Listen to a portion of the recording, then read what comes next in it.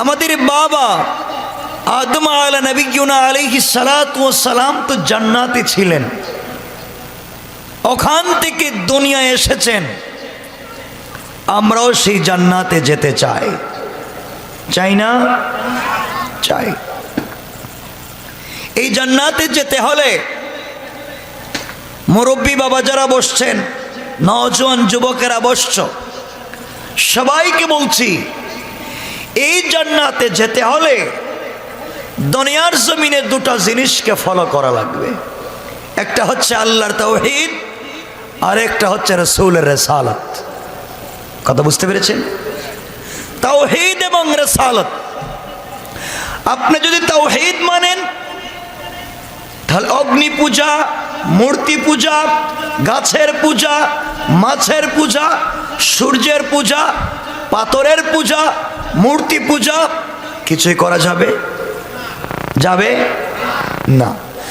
শুধু যে করা যাবে না তা নয়, বরং তার পক্ষেও কথা বলা যাবে না। কথা বুঝতে পেরেছেন? আমার পক্ষে কথা বলা যাবে না। এক আল্লাহর ইবাদত করতে হলে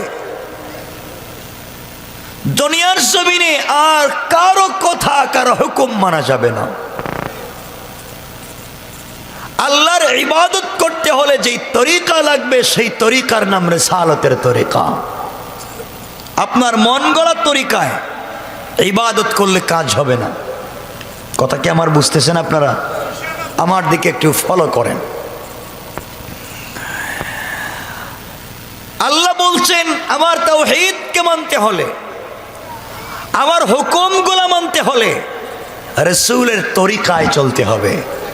তাহলে আল্লাহর হুকুম মানবো পীরের তরিকায় না রাসূলের তরিকায়? সবাই বলেন, পীরের তরিকায় না রাসূলের?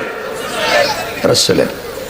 আমরা নামাজ পড়বো রাসূলের তরিকায়, আমরা সালাত আদায় করবো রাসূলের তরিকায়, আমরা আমাদের মা বাবার সঙ্গে সম্পর্ক রাখবো রাসূলের তরিকায়, আমরা স্বামী স্ত্রীর সম্পর্ক রাখবো রাসূলের তরিকায়, বাবা সন্তানের সম্পর্ক রাখবো রাসূলের তরিকায়, সামাজিক সম্পর্ক রাখবো রাসূলের তরিকায়, মসজিদে যাব রাসূলের তরিকায়, মসজিদ থেকে আসবো রাসূলের তরিকায়, ঘরে ঢুকবো রাসূলের তরিকায়, ঘর থেকে বের হবো রাসূলের তরিকায়, বিজনেস করবো রাসূলের তরিকায়, সামাজিক সকল কাজ কর্ম করবো রাসূলের তরিকায়।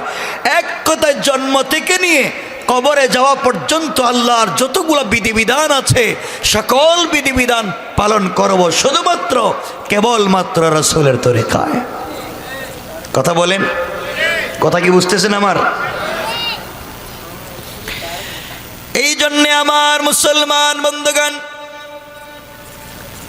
এই দুনিয়ার জমিনে আল্লাহ রাব্বুল ইজ্জতুল জালাল বিশ্ব নবীকে আগমন ঘটালেন। এমন এক সময় বিশ্ব নবী দুনিয়ার জমিনে আগমন করলেন যেই জমিনে মানুষের মানবতা ছিল না, যেই সময়ে মানুষের চরিত্র ঠিক ছিল না, যেই সময় নারীদের চরিত্রের কোনো সঠিকতা ছিল না। বাবা তার সন্তানকে কবর দিয়ে ফেলত, জীবন্ত সন্তানকে মাটির নিচে ফেলে দিত। যেই সময়ে নারীরা বাড়ির মধ্যে তারা পতাকা টানাইয়া দিত, জেনাকার চরিত্রহীন নারীরা পুরুষদেরকে রাস্তায় আকৃষ্ট করত। এই সমাজ, যেই সমাজে জেনা ছিল, যেই সমাজে মদ ছিল, যেই সমাজে দুর্নীতি ছিল, যেই সমাজে মারামারি হানাহানি ছিল, এই চরিত্রহীন বর্বর জাহিলিয়াতের সমাজে আল্লাহ রাব্বুল ইজ্জত ওয়াল জালাল তার বন্ধু আখিরি জামানার পয়গম্বর জনাবে মুহাম্মদুর রাসূলুল্লাহ সাল্লাল্লাহু আলাইহি ওয়াসাল্লামকে প্রেরণ করে দিলেন। এই বিশ্ব নবী দুনিয়ার জমিনে আগমন করে পাবলিকের কাছে আর কোনো জিনিসের দাওয়াত দিলেন না, তাওহীদের দাওয়াত দিলেন, রিসালাতের দাওয়াত দিলেন, মানুষের কাছে আল্লাহর কোরআনের কথা পৌঁছে দিলেন, নিজের রেসালতের কথা পৌঁছে দিলেন, মূর্তি পূজা থেকে পাবলিক গুলাকে ঘোরাইয়া নিয়ে আসবার কথা বললেন। আমার নবী যখন দ্বীনের দাওয়াত দেন, পাবলিকের সামনে দাঁড়াইয়া যায়। এমন একজন মহান মানুষ যখন মানুষের সামনে দাঁড়ায়, যার চেহারার দিকে তাকালে আমার নবীর চেহারার সৌন্দর্য পূর্ণিমা রাতের চন্দ্রের চাইতো সুন্দর ছিল। কোন সুবহানাল্লাহ। বিশ্ব নবীর চেহারার দিকে যখন মানুষ তাকাতো পাগল হয়ে যেত, এটা কি মানুষ হতে পারে, কি এমন সুন্দর। আমার বন্ধুগণ, নবীজি যদি মুস্কি হাসতেন কেমন আলো হতো। বুখারী শরীফের হাদিস, হযরত হুসাইন রাদিয়াল্লাহু তাআলা আনহু একদিন নানা জানকে বলছেন, নানা জান, ও আমার নানা, আমরা পাশের বাড়িতে যেতে চাই, পাশের ঘরে যেতে চাই। রাত্র অন্ধকার, গভীর রাত্রে আমরা যেতে চাই। অন্ধকার রাত্রে আমাদের কাছে লাইট নাই, আমাদের কাছে কোনো আলো নাই। আপনি আমাদের জন্য একটা লাইটের ব্যবস্থা করে দেন। কথা বলতে দেরি হয়েছে, বিশ্ব নবী বলছেন, নাতিরা আমার কাছে কি লাইট আছে নাকি? হাসান ডাক দিয়ে বলছেন, নানা যান, ও নানা, লাইট লাগবে না, আলো লাগবে না। আপনি ঘর থেকে বের হয়ে রাস্তায় এসে একবার মুচকি হাসেন। আপনার মুচকি হাসিতে দাঁত যে বের হবে, ওই দাঁতের আলোতে আমরা রাস্তা পেয়ে যাই। সুবহানাল্লাহ, জোরে পড়েন না সুবহান। কেমন ছিলেন নবীজি? আমার বন্ধুগণ, কষ্ট হচ্ছে আপনাদের? এই বিশ্ব নবীকে আল্লাহ দুনিয়ার জমিনে পাঠায়া দিলেন, দ্বীনের দাওয়াত দিতে লাগলেন, ইসলামের দাওয়াত দিতে লাগলেন। এমন দাওয়াত দেওয়া শুরু করে দিলেন আমার নবী, পাবলিক আসতে শুরু করলো ইসলামের কাছে, কোরআনের কাছে। মানুষ দ্বীনের দিকে ডাকতে লাগলেন, দ্বীনের দিকে আসতে লাগলো। আমার বন্ধুগণ, কি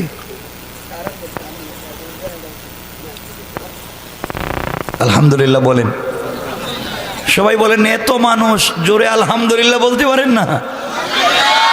আর একটু জোরে পড়েন।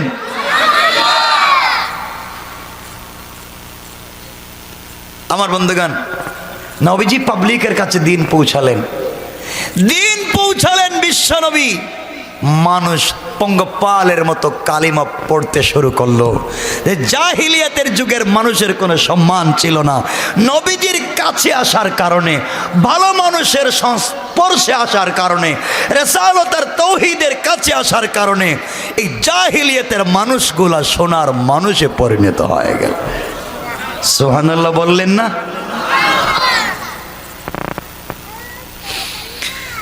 একজন ছোট্ট মানুষ, যার নাম ছিল হযরত আবু হুরায়রা রাদিয়াল্লাহু তাআলা। নাম কি? আবু হুরায়রা। রাসূল পাক সাল্লাল্লাহু আলাইহি ওয়াসাল্লামের কাছে আসতেন দ্বীন শিখবার জন্য। ছোট্ট মানুষ দ্বীন শিখতো পাগলের মতো। আজকে আপনারা দ্বীন শিখেন না, কোরআন শিখতে চান না, ইসলাম শিখতে চান না। আমি আবারও বলছি, এখানে অনেকেই আছেন, আপনার বাচ্চাকে মাদ্রাসায় দেন, আলেম বানান, হাফেজ বানান, মুফতি বানান, শেখুল হাদিস বানান, মুফাসসির বানান, খতিব বানান, আল্লামা বানান, আমার আপত্তি নাই। কিন্তু আপনাদের পায়ে ধরে বলি, পাশাপাশি আপনার বাচ্চাকে জেনারেল শিক্ষায় শিক্ষিত করেন, আপনার ছেলেকে মাস্টার্স করান, আপনার ছেলেকে এমফিল করান, পিএইচডি করান, ট্রিপল এমএ করান, বিসিএস ক্যাডার বানান। প্রশাসন সহ সরকারের সকল জায়গায় আপনাদের মুসলিম বাচ্চাদেরকে পৌঁছে দেন। নচেত 50 বছর পরে বাংলাদেশ থাকবে, গ্রামে গ্রামে মসজিদ মাদ্রাসা থাকবে না শুধু রাসূলের আদর্শ। কথা কি বুঝেন? আজকে এই যে যুবকেরা প্রোগ্রামে আসছে, কত জায়গায় যুবকেরা প্রোগ্রামে আসতে পারে না, তাফসীর শুনতে পারে না। এই সমাজে কিছু লোক আছে যারা যুবকদেরকে তাফসীর থেকে বিমুখ করে দিচ্ছে, বাধা দেওয়া হচ্ছে তাফসীরে, যুবকদেরকে প্রোগ্রামে যেতে দেওয়া হচ্ছে না। এই যুবকেরা তো প্রোগ্রামে এসে দিন শিখে, ওরা চুরি করে না, জেনা করে না, ফেন্সিডিল ইয়াবা ব্যবসা করে না। যারা যুবকদেরকে তাফসীর থেকে ফেরাইয়া দেয় এরা মানুষ নয়, এরা জানোয়ার।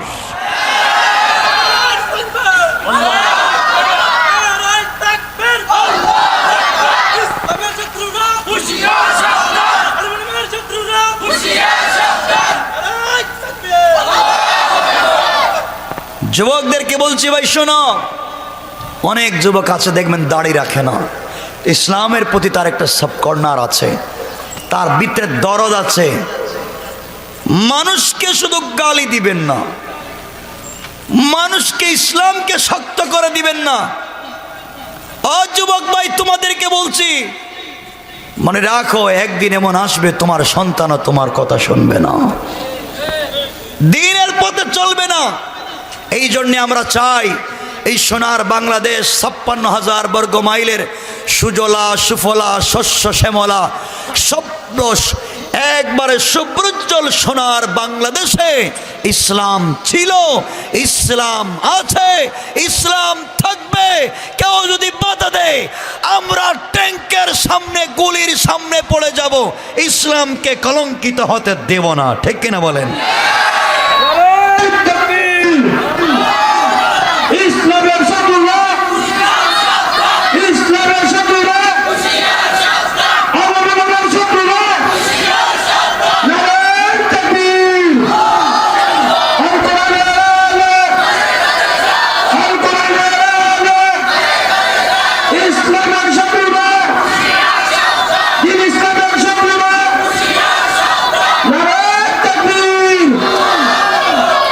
এই যে যুবক ভাইগুলো প্রোগ্রামে আসছে, কত জায়গা আছে, এই যুবকগুলার মাইরা পিটাই আপনি গানে নিতে পারবেন না। কথা বললেন ঠিক না? গানে নিতে পারবেন না। কিন্তু আমরা করতেছি কি? আমার দিকে তাকান। কিন্তু এই যুবকদেরকে আজকে তাফসীর থেকে বিমুখ করে দেওয়া হচ্ছে, ইসলাম থেকে বিমুখ করে দেওয়া হচ্ছে। বিভিন্ন গ্রুপ, আমার দিকে তাকান, বিভিন্ন গ্রুপ, বিভিন্ন এনজিও সংস্থা, বিদেশি সংস্থাগুলা এই দেশের নওজওয়ানদেরকে খ্রিস্টান বানাইয়া দিচ্ছে। কথা বলেন না কেন? আর বাংলাদেশে এই যে কিছু এনজিও সংস্থা আছে, ঋণ দেয়, গ্রামীণ ব্যাংক, ব্রাক, আশা, কারিতাস। আপনি যান গিয়া বলেন যে আমি বিপদে আছি, 10,000 টাকা দেন, কেউ নাই, আপনারে দিবে না। কিন্তু আপনি আপনার বোনকে পাঠান, মাকে পাঠান, ভাবিকে পাঠান, দিয়ে দিব। কথা বলেন না কেন? এদের উদ্দেশ্য হচ্ছে মুসলিম নারীদেরকে ঘর থেকে বের করা। মুসলিম নারীরা যেই দিন ঘর থেকে বের হয়েছে, এই দিন ঘর থেকে শান্তি বের হয়ে চলে গেছে। ঠিক কিনা বলেন? মুসলিম নারীদের ঘর থেকে জন্ম নিয়েছিলেন বিশ্ববিখ্যাত ওলি হযরতে শাহজালাল। জন্ম নেন নাই? জন্ম নিয়েছেন হযরতে শাহপরান, জন্ম নিয়েছেন নিজামউদ্দিন আউলিয়া, জন্ম নিয়েছেন মুঈনুদ্দিন চিশতি, জন্ম নিয়েছেন কুতবুদ্দিন বখতিয়ার কাকি, জন্ম নিয়েছেন আব্দুল কাদের জিলানী। আর আজকে মুসলিম মা বোনদের ঘর থেকে জন্ম নেয় এরশাদ শিকদার। কথা কন না কেন? এরশাদ শিকদার জন্ম নেয়, তাসলিমা নসরিন জন্ম নেয়। আর মুসলিম মা বোনদের ঘর থেকে জন্ম নেয় ডক্টর জাফরুল্লাহর মতো নাস্তিকেরা। ঠিক কিনা বলেন? যারা আল্লাহকে বিশ্বাস করতে পারে না, আল্লাহর অস্তিত্ব বিশ্বাস করতে পারে না। কথায় কথা চলে আসে, কষ্ট পাচ্ছেন আমার কথায়? মনটা ভালো না, চাইছিলাম পরে কথা বলবো, সবাই আসবেন, দিল খুলে কথা বলে যাবে শুধু ভাই। আর এই যে তাদের কি করছে, না আসতে চাইছিলাম সর্বোচ্চ চেষ্টা, কারণ বিপদে আছি। এরপরে এসছি, চলে যেতে হবে কম সময়ের ভিতরে, দিল খুলে কথা বলতে পারলাম না। আজকে শোনো মুসলমান, আমি আমার দায়িত্ব তোমাদের কাছে পৌঁছে দিয়ে যাচ্ছি। রাসূল বলেছেন, বাল্লিগু আন্নি ওয়ালাউ আয়া, আমার একটা কথা হলে পৌঁছে দাও, আমি তোমাদের কাছে পৌঁছে দিলাম। তোমাদের দায়িত্ব হচ্ছে বাকি মানুষের কাছে পৌঁছে দেওয়া। মনে রাখবেন যুবক, আমাদের ঘরে খাবার থাকতে না পারে, আমাদের ঘরে ভালো পোশাক থাকতে না পারে, কিন্তু আমরা মুসলমান, এই দেশটা মুসলমানদের দেশ, নাস্তিক মুরতাদদের দেশ না, ঠিক কিনা বলেন? সুতরাং এই দেশে শয়তানি চলবে না। নাস্তিকদের জবাব কেমনে দিতে হয় আপনাদেরকে কৌশল শেখায় দেই। যুবকেরা শোনো, আজকে আমাদেরকে ডিভাইডেড করা হচ্ছে। এই যুবকেরা টাকনুর উপরে প্যান্ট পরে, তাদেরকে বলা হয় তালেবান। মুখে দাড়ি রাখে, তাদেরকে বলা হয় জঙ্গি। পাঞ্জাবি পরে, তাদেরকে বলা হয় সন্ত্রাস। কোরআন শরীফ পড়ে, হাদিস পড়ে, এগুলো নাকি জঙ্গিদের বই। নাউজুবিল্লাহ বললেন না? সবাই বলেন না? মনে রাখো যুবকেরা, বলছি তোমাদেরকে মনে রাখো, স্পিরিট দিচ্ছি। বাংলাদেশে ইসলাম ছিল, ইসলাম আছে, কোরআন আল্লাহর কিতাব, জমিন আল্লাহর, হুকুম চলবে আল্লাহর। যারা কোরআন সুন্নাহর বিরুদ্ধে, রাসূল মাদ্রাসা মসজিদের বিরুদ্ধে অবস্থান নেবে, এই দেশের যুবকেরা টান দিয়ে জিহ্বা কেটে ফেলবে, জিহ্বা কেটে ফেলবে।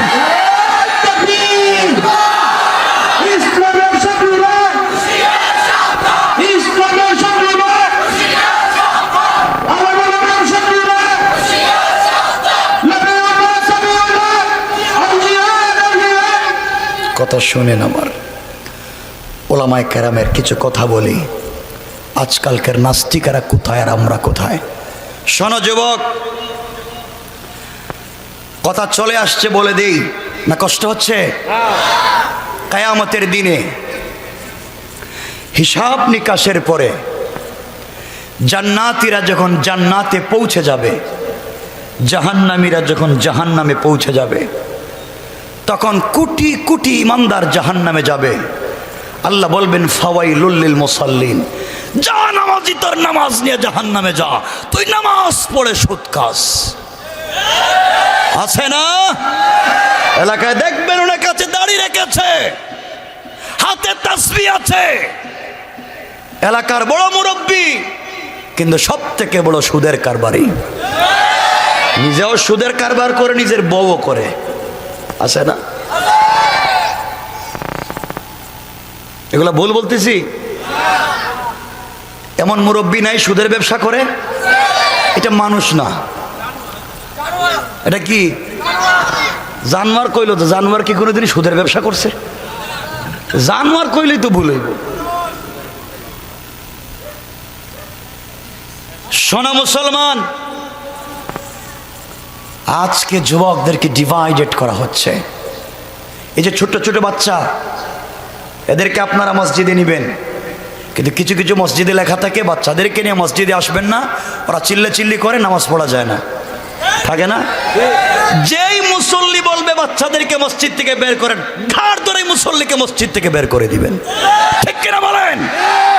বাচ্চাদের খেলার জায়গা হচ্ছে মসজিদ, বাচ্চাদের খেলার জায়গা হচ্ছে মসজিদ।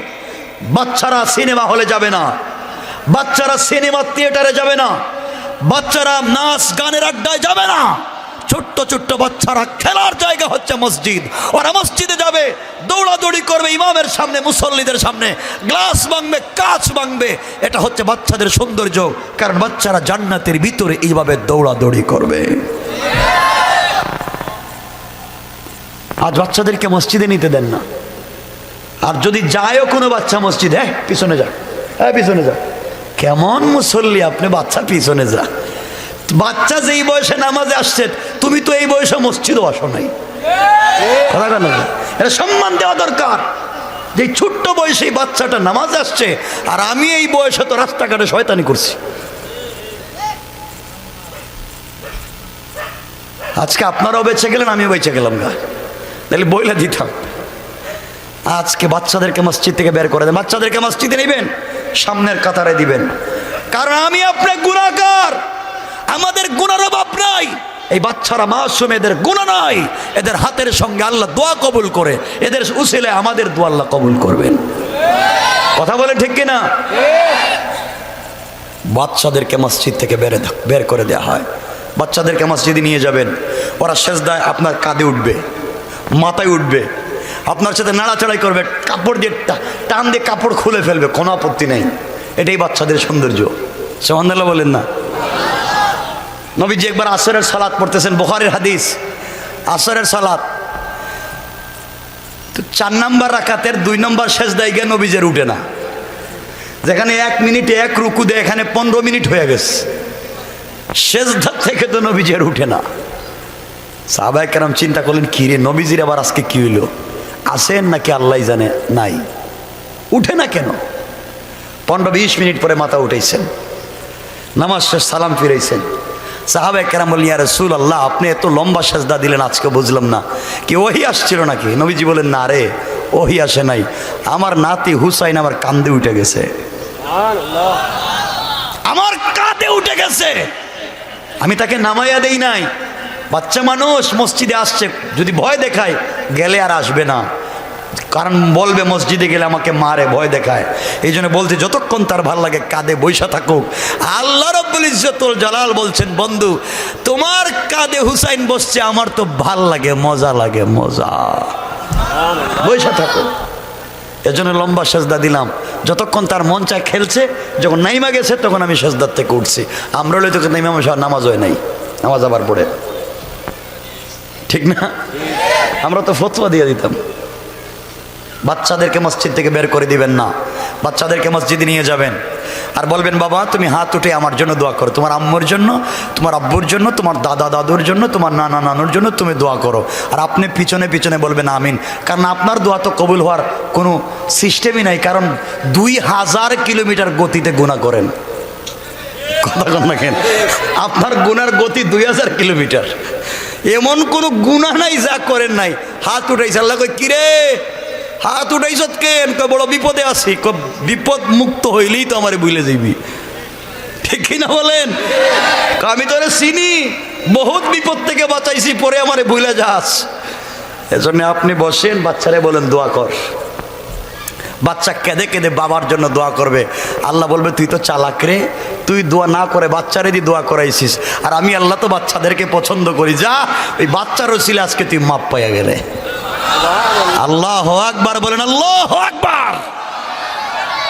এর জন্য বাচ্চাদেরকে মসজিদে নিবেন নাকি বাইর করে দিবেন?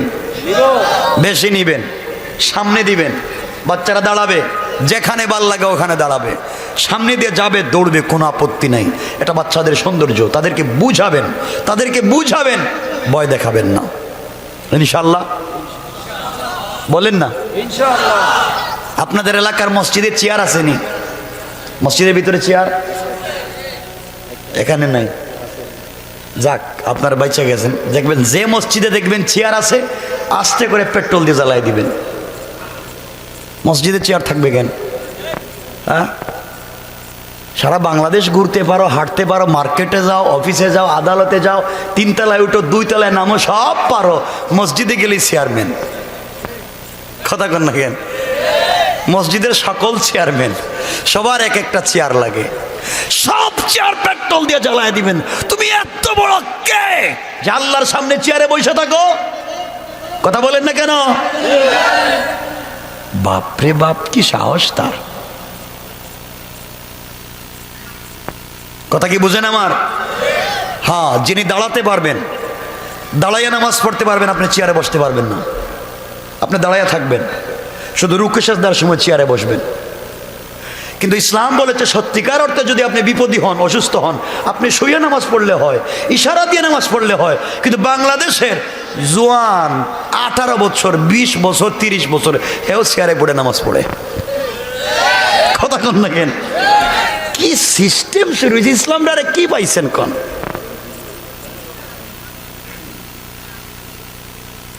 এগুলা চলবে? সবাই বলেন না চলবে? অনেক মুরব্বী বাবা আছেন এখানে, আজানের সময় মসজিদে যান না, আজান হইলে আস্তে আস্তে করে আপনি সার দোকানে গিয়ে টেলিভিশন দেখেন। আছে না নয়? এগুলো মিথ্যা। হ্যাঁ, তো মুসলমান কে কইছে আপনারে? কে বলছে? আপনি তো সব দোষ দিন আপনার ছেলেরে, হুজুর আমার কথা শুনে না, ইনকাম করে আমারে টাকা পয়সা দেয় না, কোন মেয়ের সাথে প্রেম করছে সব ওরে দিয়া দেয়, আমারে দেয় না, তুমি তো আল্লাহরে দেও না। কথা বলেন না কেন? সন্তানের সঙ্গে আল্লাহর পরিচয় তুলে ধরো। আল্লাহ বলছেন, গোলাম তুই তোর সন্তানকে আমার পরিচয় দিবি, আমি তোর সন্তানকে তোর পরিচয় তুলে ধরবো। আল্লাহু আকবার। হাকিম লুকমানের কথা কেন কোরআনে আসছে? লুকমানে হাকিম তার সন্তানের কাছে আল্লাহর পরিচয় তুলে ধরেছিলেন, বলছিলেন তুই আল্লাহকে মানলা তুশরিক বিল্লাহ, আল্লাহর সঙ্গে কাউকে শরিক করিস না। লুকমানের এই কথা আল্লাহর কাছে পছন্দ হয়েছে। লুকমান, তুমি তোমার ছেলের কাছে আমার পরিচয় দিয়ে বড় করেছো, আমিও তোমার ছেলের কাছে তোমার পরিচয় দিয়ে বড় কইরা দিলাম। বড়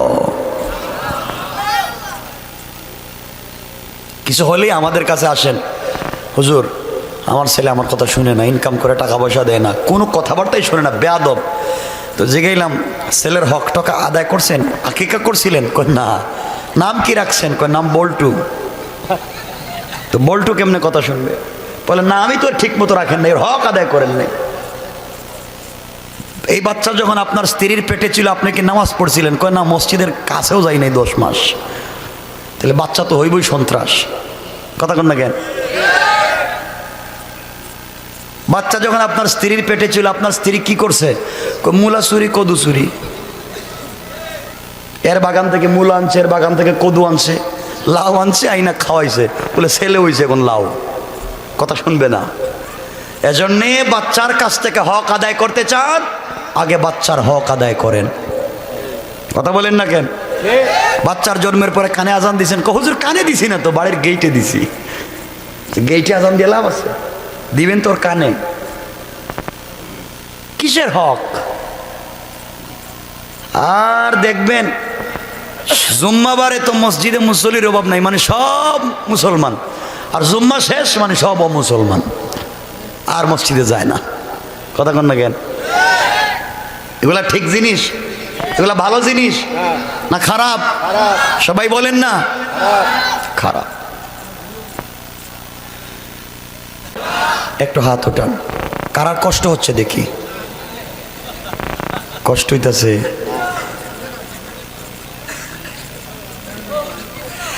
আমার মুসলমান বন্ধুগণ গভীর মনোযোগ।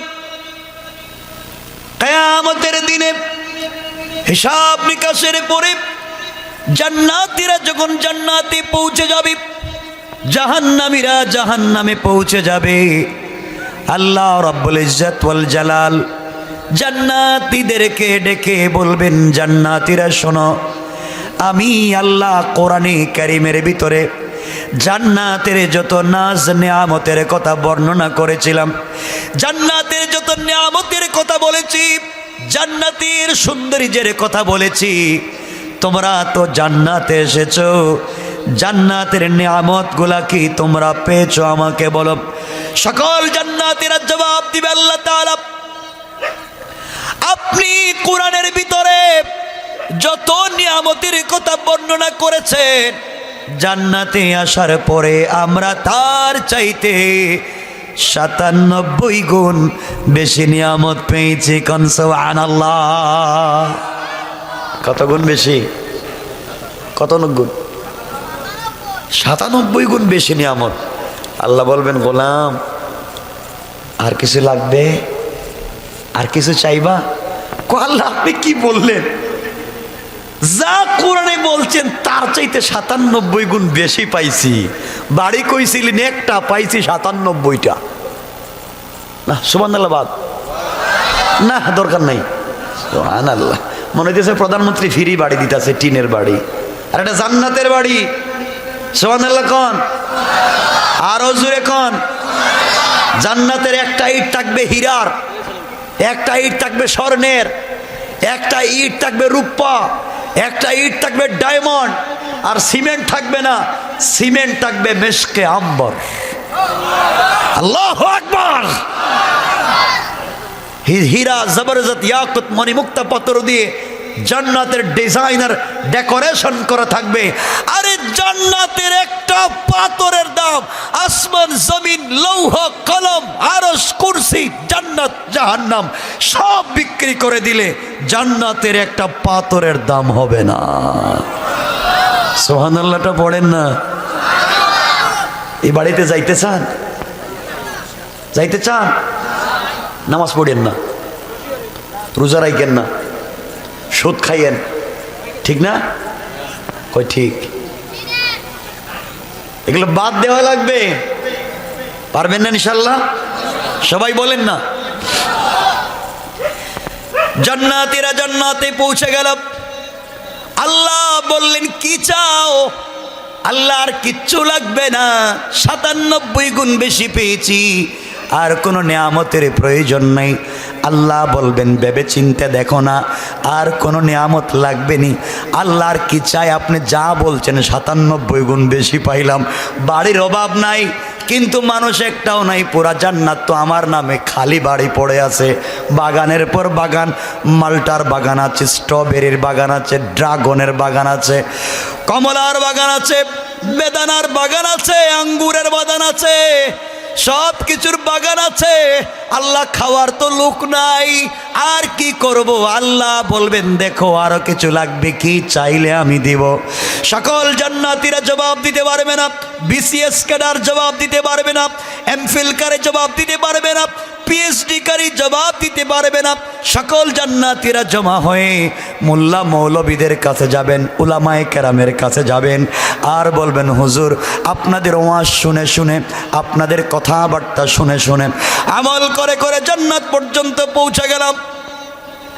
জান্নাতে আসার পরে আল্লাহ বলছেন আর কিছু চাবো কি? আমরা জানি না, যা চাইলাম 97 গুণ বেশি পাইলাম।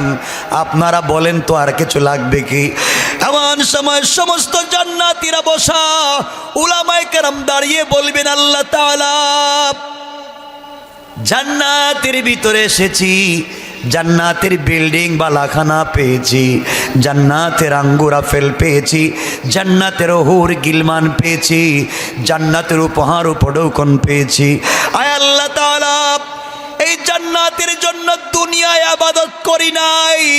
দুনিয়ায় যথেষ্ট সুন্দর সুন্দর বাড়ি ছিল, দুনিয়ায় বিশেষ সুন্দর সুন্দর বিশ্ব সুন্দরী নারী ছিল, দুনিয়ায় আঙ্গুর আপেলের বাগান ছিল। আল্লাহ তাআলা সব কিছুকে লাথি মেরে ফেলে দিয়েছি। বাড়িকে ফেলে দিলাম, সুন্দরী নারীকে ফেলে দিলাম, সব কিছু বাদ দিয়েছি। গভীর রজনীতে তোমাকে না দেখে, গভীর রাত্রে ঘুম থেকে উঠে তাহাজ্জুদের সিজদায় পড়ে তোমাকে ডাক দিয়ে বলেছি সুবহানা রাব্বিয়াল আলা। আল্লাহ তোমাকে ডাক দিয়েছি, জান্নাতে আসলাম, জান্নাতের হোর গিলমান পাইলাম, জান্নাতের বিল্ডিং বালাখানা পাইলাম, জান্নাতের আঙ্গুর আপেল পাইলাম। এগুলার দরকার নাই, এগুলার জন্য দুনিয়ার জমিনে ইবাদত করি নাই। যা দিয়েছ সব নিয়ে যাও, এমন জান্নাতের দরকার নাই যেই জান্নাতে আসলে যে আল্লাহকে না দেখে তার কদমে সেজদা করেছি, ওই আল্লাহকে দেখা যায় না।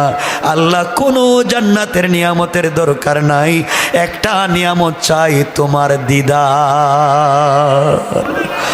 আল্লাহু আকবার। আল্লাহ সব নিয়ে যাও, দরকার নাই। তোমার দেখি নাই, জানি নাই, না দেখে ইবাদত করছি, কাঁদছি তোমার জন্য, তোমার দিন জিন্দা করার জন্য আন্দোলন করছি, মায়ের খাইছি, পিঠা খাইছি, জেলে গেছি। আজকে এত কিছুর দরকার নাই, আগে তুমি কই কও, তোমাকে একটু দেখে লই। সুবহানাল্লাহ জুড়ে বলেন না। তোমার জন্য এত কষ্ট করছি, মানুষ মারছে, গালি দিছে, আজকে তোমাকে দেখতেছি না। আল্লাহর কাছে উলামায়ে কেরাম বলবেন কষ্ট হচ্ছে আপনাদের? আল্লাহর কাছে যখন উলামায়ে কেরাম বলবেন আয় আল্লাহ তোমাকে দেখতে চাই, জান্নাতের দরকার নাই, তুমি প্রয়োজন বোধে জাহান্নামের এমন গর্তে ফেলে দাও যেখানে পড়ে গেলে দুইটা নয়ন ভরে আমরা আমাদের আল্লাহকে দেখতে পারি। সবাই বলেন না সুবহানাল্লাহ। এই জন্য আব্দুল কাদের জিলানী বলতেন জান্নাত ও জাহান্নাম সে या रब किया करो आरज़ू है कि मैं तुझे देखा करो। আল্লাহ জান্নাত দিয়ে কি করব, বিল্ডিং বালাখানা দিয়ে কি করব? মনের একটা মাত্র আশা, মনের তামান্না, একটা নজর তোমাকে দেখা। আল্লাহু আকবার। এমন সময় জান্নাতীদের কথা শুনে আল্লাহ মুস্কি হেসে বলবেন ও জান্নাতের উলামায়ে কেরাম, তোমরা অভিমান করে জাহান্নামের কথা বলছো নাকি তোমাদেরকে জাহান্নামে দিব না? যাকে একবার জান্নাত দেই তাকে জান্নাত থেকে বের করি না। সুতরাং অভিমান করে জাহান্নামে যাওয়ার দরকার নাই। তোমরা আমাকে দেখতে চাও, জান্নাতের ভিতরে একটা জান্নাত আছে যার নাম দারুস সালাম। এই দারুস সালামে আমি আল্লাহ আমার নিজের হাতে গাছ লাগাইছি। এই জান্নাতের ভিতরে আমি আল্লাহ একটা প্রোগ্রামের আয়োজন করব, এমন একটা স্টেজ করব যে স্টেজে লক্ষাধিক মানুষের জায়গা হয়। সুবহানাল্লাহর দরকার নাই? স্টেজ বানাবেন এত বড় যে স্টেজে মানুষের জায়গা হয় লক্ষের উপরে, 2 লক্ষ পরিমাণ মানুষ জমা হবে। স্টেজ এত বড়, আর পেন্ডাল হবে গোটা বিশ্বের মানুষ বসতে পারে এত বড় পেন্ডাল। বলেন আল্লাহু আকবার। আল্লাহ বলেন এত বড় প্রোগ্রাম করব, লক্ষাধিক আম্বিয়া কারাম নবীগণ স্টেজে বসা থাকবেন। ওই দিনে আমি আল্লাহ হামদ পরিবেশন করবার জন্যে দাওয়াত করব ইসরাফিল আলাইহিস সালামকে। কারণ ফেরেশতাদের মধ্যে সবথেকে মধুর কণ্ঠ ছিল ইসরাফিলের। এই জন্য আমি ইসরাফিলকে দাওয়াত করব হামদ পরিবেশন করার জন্যে। বিশেষ অতিথি হিসেবে দাওয়াত করব পয়গম্বর দাউদ আলাইহিস সালামকে। প্রধান অতিথি হিসাবে দাওয়াত করবেন আমার নবী, আপনার নবী, দয়ার নবী, মায়ার নবী, কলেজার টুকরা বিশ্ব নবীকে। আর সভাপতিত্ব করবেন স্বয়ং আল্লাহ। আল্লাহু আকবার। কেমন প্রোগ্রাম! আল্লাহ নিজে সভাপতি। সুবহানাল্লাহ বলতে ইচ্ছা হয় না? আল্লাহ বলেন এই প্রোগ্রামে জান্নাতীদেরকে আমি আল্লাহ বসার জন্য একটা চেয়ার দিব। চেয়ার হবে হীরা, জবরদস্ত, ইয়াকুত, মণি, মুক্তা পাথর দিয়ে তৈরি করা একটা চেয়ার।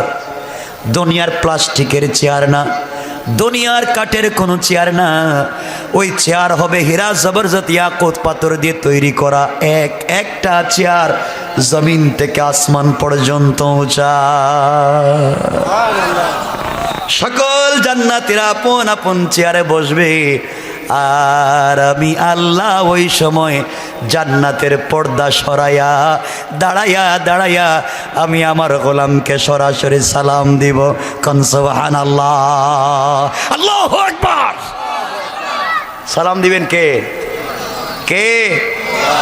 নিজে মুনিব তার গোলামকে সালাম দিবে, মুনিব তার গোলামরে সালাম। সুতরাং জান্নাতে যে প্রোগ্রামের আয়োজন হলো কার উসিলায়? কার? কিছু কয় না, কার উসিলায়? আরে হুজুরদের। হুজুর আল্লাহর কাছে বলছেন আল্লাহ জান্নাতের দরকার নাই, যেখানে আসলে তোমারে পাওয়া যায় না, বাদ দেও জান্নাত, জাহান্নামে দিয়ে দাও। তোমরা দেখতেছে আগে সিস্টেম করো। এই উলামায়ে কেরামের কথা শুনে বললেন রাগ কইরো না, আমি দেখার একটা ব্যবস্থা কইরা দিতেছি, ঠিক না? সুবহানাল্লাহ বলেন না।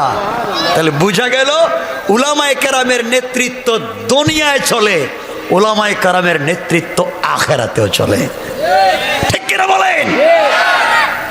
কেমনে চলে, কেমনে বুঝাই, সময়ও কম, কষ্ট হচ্ছে আমার নিজেরই, তা আপনাদেরকে রাইকা কেমনে জায়গা। তাহলে শোনেন, উলামায়ে কেরামের নেতৃত্ব। বাংলাদেশের একজন বড় আলেম ছিলেন, যার উপাধি ছিল ফখরে বাঙ্গাল, বাড়ি ছিল ব্রাহ্মণবাড়িয়ায়, নাম ছিল আল্লামা তাজুল ইসলাম রহমতুল্লাহ আলাই। সবাই বলেন রহমতুল্লাহ আলাই। বড় আলেম, যিনি বিশ্ব আন্তর্জাতিক সম্মেলনে সভাপতিত্ব করতেন, বিশ্ব আন্তর্জাতিক সম্মেলনে। এজন্য আমরা তো উলামায়ে কেরামের নাম ভুলে গেছি গা। এই তাজুল ইসলাম রহমতুল্লাহ আলাই একদিন উঠছেন, চট্টগ্রামে প্রোগ্রামে যাবেন, ব্রাহ্মণবাড়িয়ার থেকে উঠছেন রেলগাড়িতে। কি গাড়িতে? চট্টগ্রামে যাবেন। তো ওনার মুখে তো দাড়ি, মুখে দাড়ি, লম্বা জুব্বা, মাথায় পাগড়ি, হাতে তাসবিহ। রেলগাড়িতে উঠছেন, উঠেই দেখেন দুইজন জেন্টলম্যান বসে, জেন্টলম্যান, প্যান্ট, কোট, টাই, শার্ট বসে আছে। যখন দেখছে লম্বা জুব্বার, মুখে দাড়ি, মাথায় পাগড়ি, আর যায় মোল্লারা দেশটা খাইছে, দেখো তো কেমন একটা ক্ষেতের মতো গাড়িতে উঠে যেতেছে গা। আমরা এখানে জেন্টেলম্যানরা বসে আছি, আরে হে কেমনে কেমনে মোল্লারা এরা একবারে খারাপ লোক, সমাজের সাথে মিশে না, সমাজ থেকে আলাদা। আমরা কই দাঁড়াইয়া প্রস্রাব কর, ওরা কই বৈশা কর। কথা কেন? আমরা বলি বাম হাত দিয়ে খা, এটা স্টাইল, এরা কয় ডান হাত দিয়ে খা। আমরা কই চামচ দিয়ে খা, এরা কয় হাত দিয়ে খা। আমরা কই কিছু খাইয়া প্লেটে রাখ, এরা কয় মুছিয়া খা। কথা কন দেখেন, ঠিক কিনা জুড়ে বলেন? এরাই সমাজের সঙ্গে মিশে না, সমাজ থেকে আলাদা, গালাগালি করতেছে। তাজুল ইসলাম কিন্তু গরম মানুষ, খুব ঠান্ডা না, কি গরম। শুনতে শুনতে শুনতে শুনতে শুনতে শুনতে একজন মানুষের আর কতক্ষণ সহ্য হয় কোন তো? কত গালি দিবেন? শুনতে শুনতে আর একা মানুষ বসে আছে, এই মোল্লাদেরকে গালি দিচ্ছ না? মোল্লারা যেমন এইটা, এই আঙ্গুল দেখায় দিছে, এই আঙ্গুল। মোল্লারা যেমন এইটা, এটা কি? এটা যদি বাংলাদেশে দেখায় কি মনে করেন? এই আঙ্গুল যদি ইউরোপ আমেরিকা গিয়ে দেখান তাহলে থ্যাংক ইউ, ঠিক বললাম না? আর দুইটা যদি দেখান ডাবল থ্যাংক ইউ। আর বাংলাদেশে যদি এটা দেখান, আঙ্গুল দেখাইলি তার বাড়ি কই? কথা কম দেখেন, ঠিক কিনা তুই বলেন? সাহস তো কম না, তুই আঙ্গুল দেখাস। হুজুর যখন আঙ্গুল দেখাই দিয়েছেন গরম হয়ে উঠছে, বাড়ি কই, তুই আঙ্গুল দেখালি? হুজুর কো ভাই আমি আঙ্গুল দেখাই নাই, তোমাদেরকে অপমান করি নাই, আমি এক্সাম্পল, উদাহরণ, মিসাল, উপমা দিয়েছি উলামায়ে কেরাম যেমন এই আঙ্গুল। আবার দেখাইলি? তো একজনকে ভাই বুঝতেছি না ভাই, যে বেইজ্জত করতেছেন গাড়িতে, খালি আঙ্গুল দেখাইতেছেন, কি সমস্যাটাকে আমাদেরকে বলেন, এই আঙ্গুলটা কি কি বুঝাইতেছেন? হুজুর বলেন বুঝবা না তো তোমরা, মাথায় তো বুদ্ধি নাই, ব্রিটিশের টাকা খাইছো। ও হুজুর আঙ্গুলটা একটু বুঝাইয়া দেন। তিনি বলেন দেখো এই 5 আঙ্গুলে মিলে একটা সমাজ, একটা হাত, ঠিক বললাম না? কয় আঙ্গুল? 5 আঙ্গুল। তিনি বলেন দেখো এই 4টা আঙ্গুল দেখতে প্রায় সমান সমান, সমান সমান না? সমান সমান না? আর এদের বাসাও কাছাকাছি। এই দেখেন এটার থেকে এটা কাছে, এটার থেকে এটা কাছাকাছি না? ও কথা কয় নাকি? কাছাকাছি না? দেখতেও প্রায় সমান সমান। আর এই বৃদ্ধাঙ্গুলিটা দেখতে গুলার চাইতে একটু বাইটটা খাটো। আর বাসাও এখান থেকে এখানে প্রায় 200 কিলোমিটার দূর। এই দেখেন 200 কিলোমিটার। তিনি বললেন দেখো এই 5 আঙ্গুলের সমাজ বৃদ্ধাঙ্গুলি ছাড়া চলে না। বৃদ্ধাঙ্গুলি ছাড়া এই 5 আঙ্গুলের সমাজ চলে না। যদিও তাদের সাথে লম্বা বাট্টিতে মিল নাই, তাদের সংস্কৃতিতে মিল নাই, বাড়িও আর 200 কিলোমিটার দূরে, এরপরেও 5 আঙ্গুলের সমাজ বৃদ্ধাঙ্গুলি ছাড়া চলে না। চলে? এই আঙ্গুল নাই, বৃদ্ধাঙ্গুলি নেই, আপনার 4 আঙ্গুল আছে। এই যে ভাত খাইবেন কেমনে? খান তো দেখি, ভাত খান, একজনে খান, ভাত তো এখানে পালাই দিবেন, এখানে সব তো সামনে পড়ে যাব, মুখে তো আর ঢুকাইতে পারবেন না, পারবেন নি? নাই। দেখেন মাত্র 1 আঙ্গুল নাই। লবণ নেন তো দেখি, লবণ, জীবনে লবণ নিতে পারবেন? কপাল খারাপ, লবণ আর ধরা হবে না আপনাদের। এই আঙ্গুল নাই, লবণটাও ধরতে পারবেন না, কোনো জিনিসও হাত দিয়ে ধরতে পারবেন না। তিনি বলেন কি রে, 4 আঙ্গুল তো ঠিকই আছে, বৃদ্ধাঙ্গুলি ছাড়া সব অচল। অথচ বৃদ্ধাঙ্গুলি তাদের সঙ্গে লম্বা বাট্টিতে মিল নাই, সংস্কৃতিতে মিল নাই, বাড়ি অনেক দূরে, দেখতে অনেক খাটো, একটু মোটা সাইজের, কিচ্ছুতে মিল নাই। এরপরও 5 আঙ্গুলের সমাজ বৃদ্ধাঙ্গুলি ছাড়া যেমন চলে না, উলামায়ে কেরাম তোমাদের নোংরা কৃষ্টি কালচারের সঙ্গে যদিও মিল নাই, এরপরও গোটা সমাজ চালায় উলামায়ে কেরাম। উলামায়ে কেরাম যদি না থাকে মানুষের সমাজ থাকবে না, কুকুর, বিড়াল আর চতুষ্পদ জন্তুতে পরিণত হবে। ঠিক কিনা বলেন? ইসলামের শত্রুরা, আলেমের শত্রুরা,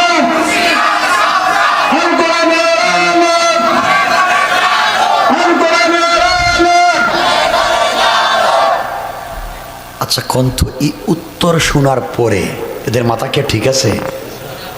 ও হুজুর তো কইছি ঠিকই রে, কিচ্ছু মিল নেই, তুই এছাড়া তো চলা যায় না, কিচ্ছু আর বলতেছে না। এরা গরম হয়ে বৈশা গেছে, নাস্তিকদেরকে এভাবে উত্তর দিতে হয়, বৈশা গেছে। কিছুক্ষণ পরে রেলগাড়ি একটা স্টেশনে গিয়ে থামছে। থামার পরে হুজুর নামছেন, তারাও নামছে। তারা একটা রেস্টুরেন্টে ঢুকছে। হুজুর গিয়ে দেখেন এরা দুইজন রেস্টুরেন্টে গিয়ে চা পান করতেছে। কি চা? বাম হাত দিয়ে চা খায়। জিজ্ঞেস করেন, ভাই তোমরা বাম হাত দিয়ে চা খাও কেন? তোমরা কি মুসলমান না? কই পাক্কা মুসলমান। কি মুসলমান? পাক্কা মুসলমান, বাম হাত দিয়ে খায়। তিনি বললেন তোমরা পাক্কা হইলে কেমনে? আমার বাপ মুসলমান, আমার দাদা মুসলমান, আমরাও মুসলমান। চিন্তা করছেন পাক্কা হইছে না? আচ্ছা ঠিক আছে, তোমরা বাম হাত দিয়ে খাও কেন? গাড়িতে উল্টা পাল্টা করতে করতে এখন রেস্টুরেন্টে আবার ফতোয়া দিবেন নাকি? আপনাদের ফতোয়ার জ্বালায় তো থাকাই যায় না, খালি ফতোয়া দেন আপনারা। গাড়িতে চিল্লাচিল্লি করে বাদ দেন। রেস্টুরেন্টে চা পান করতেছি, এক হাত দিয়ে খাইলে হইল। ডান হাত যেমন আল্লাহ দিছেন, বাম হাত তেমন আল্লাহ দিছেন। দুনো হাত তো আল্লাহ সৃষ্টি করছেন, এক হাত দিয়ে খাই লইছে, এত ফতোয়া দিয়েন না। যুক্তি তো ঠিক আছে না? ঠিক নাই? ঠিক আছে, বাস্তবে দুনো হাত কে দিছেন? এক হাত দিয়ে খাই লইছে। তিনি বলেন হ হ ঠিক আছে, যুক্তি ঠিক আছে। ডান হাত যেমন আল্লাহ দিছেন, বাম হাত যেমন আল্লাহ দিছেন, এক হাত দিয়ে খাইলে হয়। আল্লাহ তো মুখও দিছে দুইটা। ওমা কিছু কয় না, দেখা যায় এরা। মুখ আল্লাহ কয়টা দিছে? ডান হাত যেমন আল্লাহ দিছে, বাম হাত যেমন আল্লাহ দিছে, এক হাত দিয়ে খাইলেই যদি হয়। আল্লাহ তো মানুষের মুখও দিছে দুইটা, একটা উপর দিক দিয়ে, একটা নিচের দিক দিয়ে। তো নিচের মুখ দিয়ে চা খাও। আপনি কি অসভ্যের মতো কথা কন? নিচের মুখ দিয়ে মানুষ খায় বলে, তাহলে কি হয়? উপরের মুখ দিয়ে খায়, নিচের মুখ দিয়ে বের হয়ে যায়। তিনি বলেন হ্যাঁ, মুখ যেমন দুই কাজে দুইটা ব্যবহার হয়, আল্লাহ হাতও দিয়েছেন দুইটা। ডান হাত দিয়েছেন উপরের মুখে ব্যবহার করার জন্য, বাম হাত দিয়েছেন নিচের মুখে ব্যবহার করার জন্য। ঠিক কিনা জোরে বলেন? এরা কই খাইছে লাগাল আজকে দিব। কথা বুঝতেছে না আমার বন্ধুগণ? এরপরেও কিছু লোক আছে বুঝবেন না, একটু কষ্ট করে বুঝাইয়া দিই। কষ্ট হবে? অসুবিধা হইব? কিছু লোক আছে এরপরে বুঝবে না। আচ্ছা, আপনাদের এলাকায় বিয়ে শাদী হয়নি? ওরে বাবা, আওয়াজে মনে হইতেছে বিয়ে শাদী বাদ হয়নি। আচ্ছা, বিয়ে শাদী হইলে শ্বশুর জামাই কি নতুন বাড়িতে বেড়াইতে আসে? ওরে আল্লাহ, আয়না মনে রে আসে। আচ্ছা, আসার পরে কি এদেরকে খাইতে দেন আপনারা? কুরমা পোলাও দেন না? বিরিয়ানি দেন না? সব কিছু কোরমা, পোলাও, বিরিয়ানি সব কিছু রাখছেন। নতুন আপনাদের এলাকার একটা ছেলে, তার নাম বল্টু। কি? কারো নাম বললাম না, কারণ বললে বলবেন আমার নাম পাইলেন কই। আমি এবার কোন সমস্যা করলাম আপনার সাথে, আমার নাম বললেন কেন? এজন্য বল্টুরে বলে দিলাম। বিয়ে করছে, নতুন বিয়ে বেড়াইতে আসছে। টেবিলের উপরে খাইতে দিয়েছে কোরমা, পোলাও, জিলাপি, বিরিয়ানি সব আছে। নতুন বিয়াই খাইতেছে, নতুন বিয়াই খাচ্ছে। এমন সময় বিয়ের প্লেটের সামনে একটু দূরে সেটা ছোট্ট বাচ্চা আপনাদের ঘরের বিয়ের সামনে এসে টয়লেট করে দিছে। কি করছে? টয়লেট করে দিছে। আর কথা বুঝাবার জন্য বলছে, আপনার তো মেজাজ হয়ে গেছে গরম, পুরো 1000 ভোল্টেজ। করলো কি? ঘরের ভিতরে আর বাথরুম পাইলো না, আর জায়গা কোথাও পাইলো না। নতুন মানুষ বেড়াইতে আসছে, তার সামনে এসে টয়লেট করে দিছে। আপনার তো মাথা হয়েছে গরম। আবার আপনার ওয়াইফ এই ময়লা পরিষ্কার করার জন্য যে যন্ত্র, কোদাল হোক আর যাই হোক, কই রাখছে তা তো আপনার জানেন না। জানেননি? কথা কয় না কে? জানেননি আপনি? জানেন না। চিন্তা করলেন বিয়ের সামনে যে কাজটা করলো, বিয়ে কেমনে খাইব, লজ্জার বিষয়। কিন্তু আমার ওয়াইফ তো নতুন বিয়ের সামনে আসতেও পারবে না।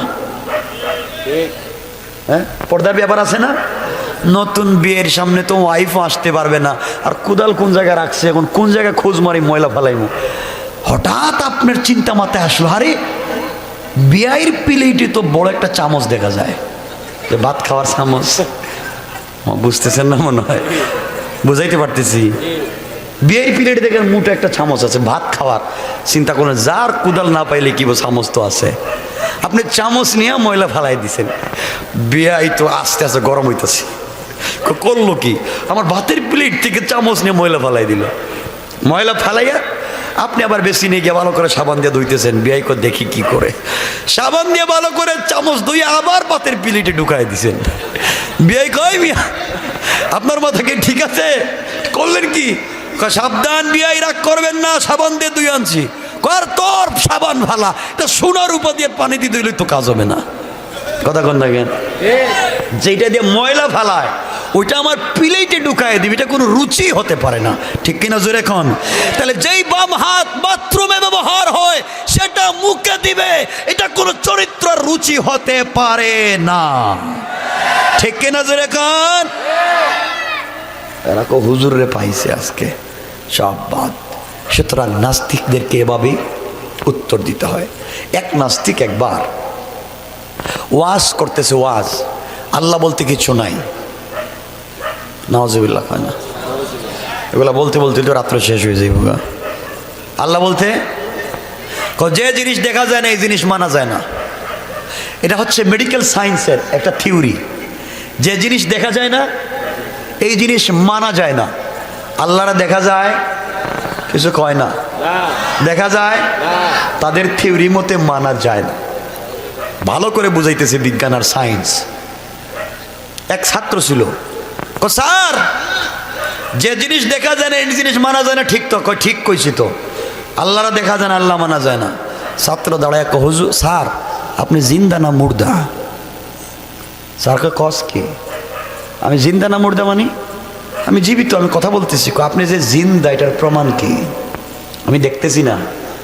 আপনি সত্য উত্তর দেন, নাইলে গুরুস্থানে পাঠাই দিন। আপনি যে জিন্দা এটা বুঝাই দেন। আমি জিন্দা, আমি কথা বলতেছি। কথা কিসের বলে বলতেছেন? আমার ভিতরে জীবন আছে, আমার ভিতরে আত্মা আছে, আমার ভিতরে রূহ আছে, এই জন্য বিশ্বাস করে আমি জিন্দা। ছাত্র কয় রূহ যে আছে আমি বিশ্বাস করি না, থাকলে টেবিলে বাইর করে দেখান। ঠিক কিনা সেরকম? আরে চিৎকার দিয়ে বলেন ঠিক কিনা? নাস্তিক রাজকে বাইচা গেছে। উত্তর শুই না, নাচ এই ছাত্র শিক্ষক খাইছে, মানে ওটা কেমন কয় সোজা কথা। আল্লাহরা দেখা যায় না, মানা যায় না। আপনার ভিতরে আত্মা আছে, রূহ আছে, আমি দেখতেছি না, মানি না। আপনি আপনার রূহ বাহির করে টেবিলে রাখেন, তাহলে গুরুস্থানে পাঠাই দিব। আত্মা বাহির করতে পারবে? রূহ দেখাইতে পারবে? ছাত্র বলছে স্যার রূহ যেমন না দেখে বিশ্বাস করেন আপনি জীবিত, আমিও আমার আল্লাহকে না দেখে বিশ্বাস করি আমার আল্লাহ একজন আছে। আল্লাহর কৌশল। আল্লাহ বলেছেন তোমরা কৌশল করে দিন মুছে দিতে পারো। আমি আল্লাহ বললাম ওয়া মাকারু ওয়া মাকারা আল্লাহ ওয়াল্লাহু খায়রুল মাকিরিন। কিসের কৌশল তোমাদের মিয়া? আমি আল্লাহর কৌশলের ধারে কাছে আসতে পারবে না। আমার বন্ধুগণ, আমার ভাইরা, আরেক নাস্তিক ওয়াজ করতেছে যে আল্লাহ কত নিমক হারাম। আরে জোরে কন্যা। একজন বলছে কেমনে? আল্লাহ দেখেন তো মানুষরে বানাইছে মাটি দিয়া, জাহান্নাম বানাইছে আগুন দিয়া। আগুনে যখন মানুষরে রাখবে তখন তো মাটির মানুষ জৈলা পুড়া অঙ্গার হয়ে যাবে। ঠিক বললাম না? আর শয়তান রে বানাইছে আগুন দিয়া। জাহান্নামও আগুনের, শয়তানও আগুনের। তাহলে আগুন আগুনে থাকলে তো কষ্ট হবে না। তাহলে শয়তান মহা শান্তিতে থাকবে, আর মানুষরা কত কষ্ট দিছে। ঠিক বললাম না? এক শ্রোতা ছিল বসা, ওয়াজ শেষ হওয়ার পরে রাস্তার থেকে নিচে একদলা মাটি, এতটুকু মুঠ একটা মাটি নিছে। কি নিছে? মাটির চাক্কা। ওয়াজ করে যখন নাস্তিক যাইতেছে, পিছন দিক থেকে ঠাস করে নাস্তিকের পিঠে মাইরা দিছে। ও মাই ও বাবা কয়ে পড়ে গেছে। কয় ও বাবা কস কেন? কয় কেন তুই আমার হাড্ডি ভেঙে দিছস? চোপ থাকবি, কোনো কথা বলবে না। আমি মাটি দিয়া মাটিতে মারছিতে কষ্ট পাস কেন? ঠিক কিনা বলেন? আরে আমি তো মাটি দিয়া মাটিতে মারছি, তুইও মাটির মারছিও মাটি দিয়া, কষ্ট পাস কেন? তোমার হাড্ডি ভেঙে ফেলাইছস, কষ্ট নাই কেন? যেমন মাটি দিয়া মাটিতে মারলে কষ্ট মিলে, জাহান্নাম আগুন দিয়া, শয়তান আগুন দিয়া আগুনে দিলে শয়তানেরও কষ্ট হবে। ঠিক কিনা বলেন? এই জন্য আমার যুবকদেরকে স্পিড দিচ্ছি, তোমাদেরকে মোটিভেট করছি, তোমরা দিন শিখো, ইসলামটাকে শিখো, নাস্তিকদের জবাব শিখো। ইনশাল্লাহ, ইনশাল্লাহ বলেন। কয়েক মিনিট কষ্ট দিব না, মোটামুটি 1.5 ঘন্টা হয়ে যাইতেছে তো, আর আমারও আমি যে টাইম যাইতে পারি মিটাই নি।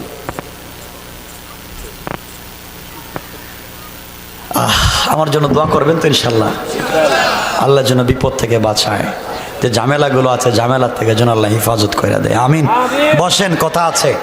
আমার বন্ধুগণ, নাস্তিকদের উত্তর এভাবে চলছে। এই উলামায়ে কেরাম যারা সঠিক সময় নাস্তিকদের জবাব দিতে পারেন, এই উলামায়ে কেরামের কথায় আল্লাহ জান্নাতে প্রোগ্রামের আয়োজন করেছে। আমার মুসলমান বন্ধুগণ, গভীর মনোযোগ। সমস্ত জান্নাতীরা দারুস সালাম নামক জান্নাতের ভিতরে পৌঁছে গেলাম। আপন আপন চেয়ারে বসে আছে জান্নাতীরা, আপন আপন চেয়ারের ভিতরে বসে আছে হেলাইন দিয়া। সুন্দর চেয়ার, আল্লাহ মিশকে আম্বরের ডাল আর স্তূপ এনে দারুস সালামে ভেঙ্গে দিয়েছেন, শুধু মিশকে আম্বরের গ্রান। বিশেষ অতিথিরা বসা, শুধুমাত্র সভাপতি নাই।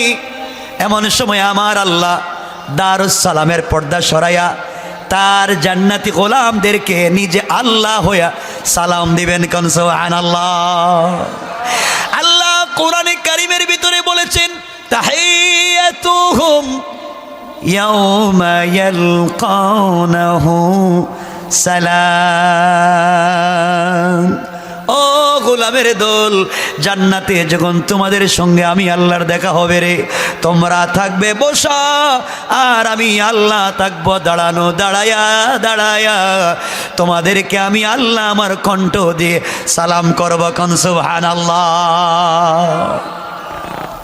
আল্লাহ যখন সালাম দিবেন, আল্লাহর চেহারার দিকে, আরে আল্লাহ, সুবহানাল্লাহ বলতেছেন না? আল্লাহ এত সুন্দর, আল্লাহর চেহারার দিকে তাকাইয়া বছরের পর বছর যাবে, খবর নাই। আল্লাহ সভাপতির চেয়ারে বসবেন, জান্নাতীরা মন ভরে আল্লাহকে দেখবে।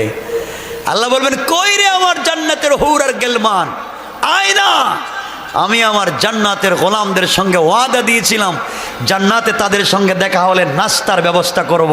প্রথম নাস্তাটা আমি করাবো, যা দুনিয়ার মাটি চিপে রস বাহির করে, রস দিয়া খাই বানা, খামির বানা, রুটি বানা, যেই রুটিতে আঙ্গুরের ফ্লেভার থাকবে, মালটার ফ্লেভার থাকবে, কমলার ফ্লেভার থাকবে, সকল দুনিয়ার ফলমূলের ফ্লেভার থাকবে, তা দিয়ে রুটি বানা আর মাছের কলিজা বোনা করো।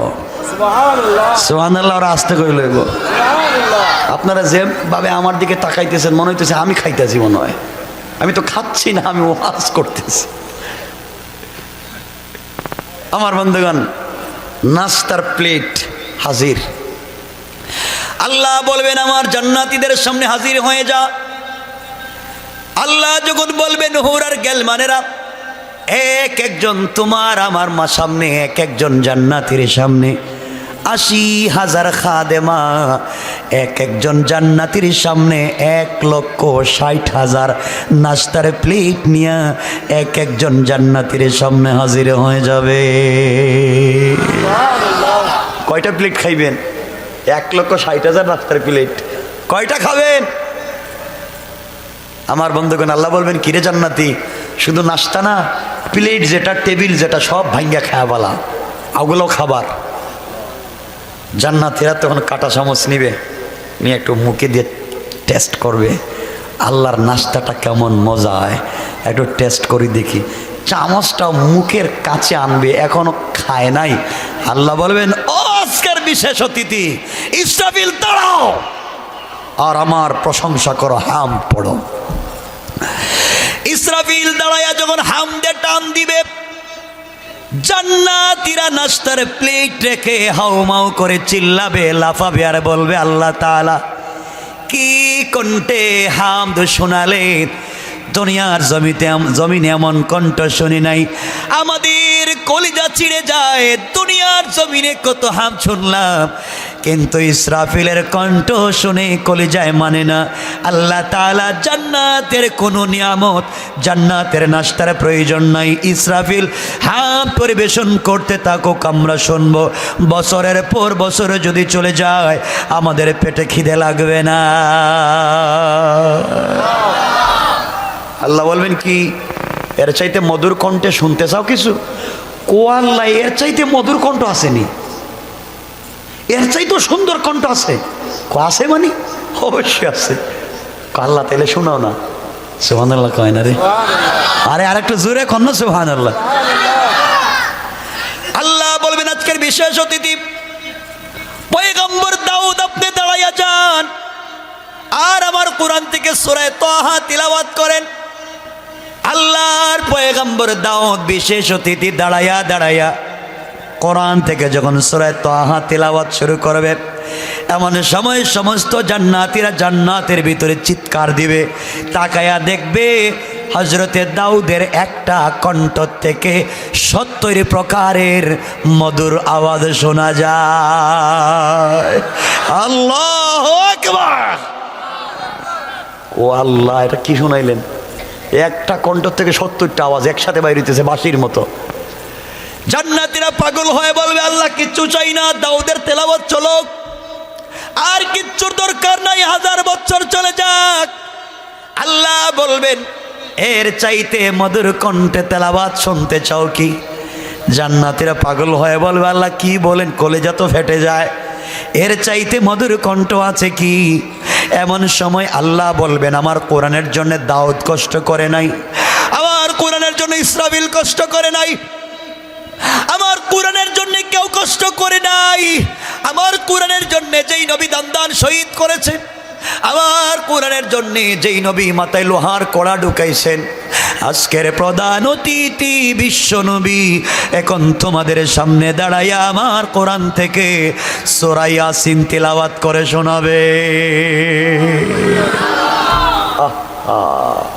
কেমনে বোঝায়? আল্লাহর পয়গম্বর দাঁড়াবেন, সূরা ইয়াসিনে টান দিবেন, আর নবীজির তেলাওয়াত সুবহানাল্লাহ কইতেন না? বিশ্ব নবী সূরা ইয়াসিনে যখন টান দিবে, জান্নাতীরা পাগলের মতো লাফাবে আর তাকায়া দেখবে দাউদ নবীর কণ্ঠের চাইতে আমাদের নবীর তেলাওয়াত আরো কোটি কোটি গুণ বেশি মধুর শোনা যায়। কোন সুবহানাল্লাহ। জান্নাতীরা বলবে, আল্লাহ তাআলা আর কিচ্ছু চাই না, বিশ্ব নবীর তিলাওয়াত চলুক, আর চাই না। আল্লাহ বলবেন, এর চাইতে মধুর কণ্ঠে তেলাওয়াত শুনতে চাও কি? জান্নাতীরা বলবে, আল্লাহ তাআলা এর চাইতে মধুর কণ্ঠ আছে কি আমরা জানি না। আল্লাহ বলবেন, এতদিন আমার কোরআন কারি উবাইদুল্লাহ, কারি আব্দুল বাসিত, আব্দুল সত্তারের কণ্ঠে শুনেছ, আমার কোরআন বিশ্ব নবীর কণ্ঠে শুনেছ, আমার কোরআন সাহাবায়ে কেরামের কণ্ঠে শুনেছ, তাবেঈন, তবে তাবেঈন, আইম্মায়ে মুজতাহিদিন, সালফে সালেহিন, আকাবিরে দ্বীন, উলামায়ে মুতাকাদ্দিমিন, মুতাআখিরিন, আসফিয়ায়ে কেরামের কণ্ঠে আমার কোরআন শুনেছ। এখন পর্যন্ত আমি আল্লাহর কণ্ঠে আমার কোরআন শোনো নাই। ও জান্নাতীরা জান্নাতে আসছো রে, এই মুহূর্তে আমি আল্লাহ আমার কোরআন থেকে সূরা রহমান তেলাওয়াত করে আমি নিজে তোমাদেরকে শোনাতে চাই। কে তিলাওয়াত করবেন? আল্লাহু আকবার বললেন না? আল্লাহু আকবার। আল্লাহর তেলাওয়াত দুনিয়ায় মানুষ তিলাওয়াত করলে মানুষ পাগল হয়ে যায়, আর তিলাওয়াত করবেন কে? কে? এখানে রেখে দিলাম, আল্লাহর তিলাওয়াতে রাইখা দিলাম। আল্লাহ যদি বাঁচায় কোনোদিন বলবো আল্লাহর তিলাওয়াতের আকর্ষণ কি, জান্নাতের কন্ডিশন হয়েছে কি। আল্লাহ শুধু টান দিয়েছিলেন, বিসমিল্লাহির রহমানির রহিম।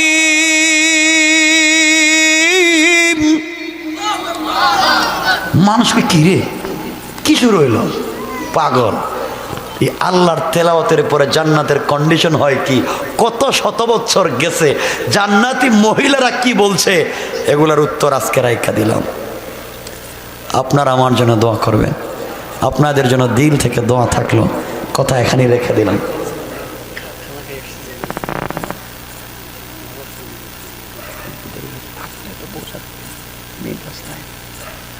রাইখা দিলাম, কেউ উঠবেন না কিন্তু ভাই, ঠিক আছে ইনশাল্লাহ? মোহতারাম আসবেন, লম্বা আলোচনা করবেন, কথা এখানে সবাই বলেন থাকবো না, সবাই চলে যেতে হবে। আমাদের বাবা আদম আলাইহিস সালাতু ওয়াস সালাম তো জান্নাতে ছিলেন, ওখান থেকে দুনিয়ায় এসেছেন। আমরাও সেই জান্নাতে যেতে চাই, চাই না? চাই। এই জান্নাতে যেতে হলে মুরব্বী বাবা যারা বসছেন, নওজোয়ান যুবকেরা বসছ, সবাইকে বলছি, এই জান্নাতে যেতে হলে দুনিয়ার জমিনে দুটো জিনিসকে ফলো করা লাগবে। একটা হচ্ছে আল্লাহর তাওহীদ, আর একটা হচ্ছে রাসূলের রিসালাত। কথা বুঝতে পেরেছেন? তাওহীদ এবং রিসালাত। আপনি যদি তাওহীদ মানেন তাহলে অগ্নি পূজা, মূর্তি পূজা, গাছের পূজা, মাছের পূজা, সূর্যের পূজা, পাথরের পূজা, মূর্তি পূজা কিছুই করা যাবে যাবে না। শুধু যে করা যাবে না তা নয়, বরং তার পক্ষেও কথা বলা যাবে না। কথা বুঝতে পেরেছেন? আমার পক্ষে কথা বলা যাবে না। এক আল্লাহর ইবাদত করতে হলে দুনিয়ার জমিনে আর কারো কথা, কারো হুকুম মানা যাবে না। আল্লাহর ইবাদত করতে হলে যেই তরিকা লাগবে সেই তরিকার নাম রিসালাতের তরিকা। আপনার মন গড়া তরিকায় ইবাদত করলে কাজ হবে না। কথা কি আমার বুঝতেছেন আপনারা? আমার দিকে একটু ফলো করেন। আল্লাহ বলছেন আমার তাওহীদকে মানতে হলে, আমার হুকুমগুলো মানতে হলে রাসূলের তরিকায় চলতে হবে। তাহলে আল্লাহর হুকুম মানবো পীরের তরিকায় না রাসূলের তরিকায়? সবাই বলেন পীরের তরিকায় না রাসূলের? রাসূলের।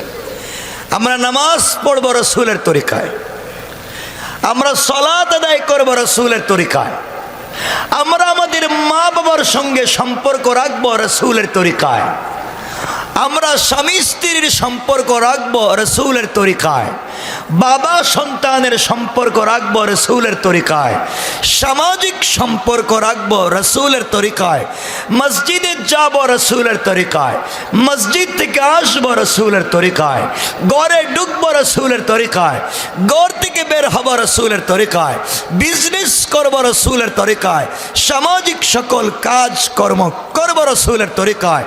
এক কথায় জন্ম থেকে নিয়ে কবরে যাওয়া পর্যন্ত আল্লাহর যতগুলো বিধিবিধান আছে সকল বিধিবিধান পালন করব শুধুমাত্র কেবলমাত্র রাসূলের তরিকায়। কথা বলেন, কথা কি বুঝতেছেন আমার? এই জন্যে আমার মুসলমান বন্ধুগণ, এই দুনিয়ার জমিনে আল্লাহ রাব্বুল ইজ্জতুল জালাল বিশ্ব নবীকে আগমন ঘটালেন। এমন এক সময় বিশ্ব নবী দুনিয়ার জমিনে আগমন করলেন যেই জমিনে মানুষের মানবতা ছিল না, যেই সময়ে মানুষের চরিত্র ঠিক ছিল না, যেই সময় নারীদের চরিত্রের কোনো সঠিকতা ছিল না। বাবা তার সন্তানকে কবর দিয়ে ফেলত, জীবন্ত সন্তানকে মাটির নিচে ফেলে দিত। যেই সময়ে নারীরা বাড়ির মধ্যে তারা পতাকা টানাইয়া দিত, জেনাকার চরিত্রহীন নারীরা পুরুষদেরকে রাস্তায় আকৃষ্ট করত। এই সমাজ, যেই সমাজে জেনা ছিল, যেই সমাজে মদ ছিল, যেই সমাজে দুর্নীতি ছিল, যেই সমাজে মারামারি হানাহানি ছিল, এই চরিত্রহীন বর্বর জাহিলিয়াতের সমাজে আল্লাহ রাব্বুল ইজ্জত ওয়াল জালাল তার বন্ধু আখিরি জামানার পয়গম্বর জনাবে মুহাম্মদুর রাসূলুল্লাহ সাল্লাল্লাহু আলাইহি ওয়াসাল্লামকে প্রেরণ করে দিলেন। এই বিশ্ব নবী দুনিয়ার জমিনে আগমন করে পাবলিকের কাছে আর কোন জিনিসের দাওয়াত দিলেন না, তাওহীদের দাওয়াত দিলেন, রিসালাতের দাওয়াত দিলেন, মানুষের কাছে আল্লাহর কোরআনের কথা পৌঁছে দিলেন, নিজের রিসালাতের কথা পৌঁছে দিলেন। মূর্তি পূজা থেকে পাবলিক গুলাকে গোড়াইয়া নিয়ে আসবার কথা বললেন। আমার নবী যখন দ্বীনের দাওয়াত দেন, পাবলিকের সামনে দাঁড়াইয়া যায়, এমন একজন মহান মানুষ যখন মানুষের সামনে দাঁড়ায়, যার চেহারার দিকে তাকালে আমার নবীর চেহারার সৌন্দর্য পূর্ণিমা রাতের চন্দ্রের চাইতো সুন্দর ছিল। কোন সুবহানাল্লাহ। বিশ্ব নবীর চেহারার দিকে যখন মানুষ তাকাতো পাগল হয়ে যেত, এটা কি মানুষ হতে পারে, কি এমন সুন্দর। আমার বন্ধুগণ, নবীজি যদি মুস্কি হাসতেন কেমন আলো হতো। বুখারী শরীফের হাদিস, হযরত হুসাইন রাদিয়াল্লাহু তাআলা আনহু একদিন নানা জানকে বলছেন, নানা জান, ও আমার নানা, আমরা পাশের বাড়িতে যেতে চাই, পাশের ঘরে যেতে চাই, রাত্র অন্ধকার, গভীর রাত্রে আমরা যেতে চাই, অন্ধকার রাত্রে আমাদের কাছে লাইট নাই, আমাদের কাছে কোনো আলো নাই, আপনি আমাদের জন্য একটা লাইটের ব্যবস্থা করে দেন। কথা বলতে দেরি হয়েছে, বিশ্ব নবী বলছেন, নাতিরা আমার কাছে কি লাইট আছে নাকি? হাসান ডাক দিয়ে বলছেন, নানা যান, ও নানা, লাইট লাগবে না, আলো লাগবে না, আপনি ঘর থেকে বের হয়ে রাস্তায় এসে একবার মুচকি হাসেন, আপনার মুচকি হাসিতে দাঁত যে বের হবে, ওই দাঁতের আলোতে আমরা রাস্তা পেয়ে যাই। সুবহানাল্লাহ, জোরে পড়েন না সুবহান। কেমন ছিলেন নবী? আমার বন্ধুগণ, কষ্ট হচ্ছে আপনাদের? এই বিশ্ব নবীকে আল্লাহ দুনিয়ার জমিনে পাঠায়া দিলেন, দ্বীনের দাওয়াত দিতে লাগলেন, ইসলামের দাওয়াত দিতে লাগলেন। এমন দাওয়াত দেওয়া শুরু করে দিলেন আমার নবী, পাবলিক আসতে শুরু করলো ইসলামের কাছে, কোরআনের কাছে। মানুষ দ্বীনের দিকে ডাকতে লাগলেন, দ্বীনের দিকে আসতে লাগলো। আমার বন্ধুগণ, কি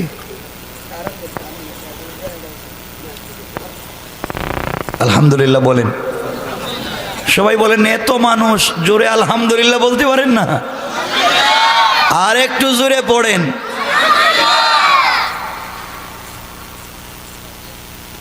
আমার বন্ধুগণ, নবীজি পাবলিকের কাছে দ্বীন পৌঁছালেন, দ্বীন পৌঁছালেন বিশ্ব নবী। মানুষ পঙ্গপালের মতো কালিমা পড়তে শুরু করলো। জাহিলিয়াতের যুগের মানুষের কোনো সম্মান ছিল না। নবীজির কাছে আসার কারণে, ভালো মানুষের সংস্পর্শে আসার কারণে, রিসালাত আর তাওহীদের কাছে আসার কারণে এই জাহিলিয়াতের মানুষগুলা সোনার মানুষে পরিণত হয়ে গেল। সুবহানাল্লাহ বললেন না?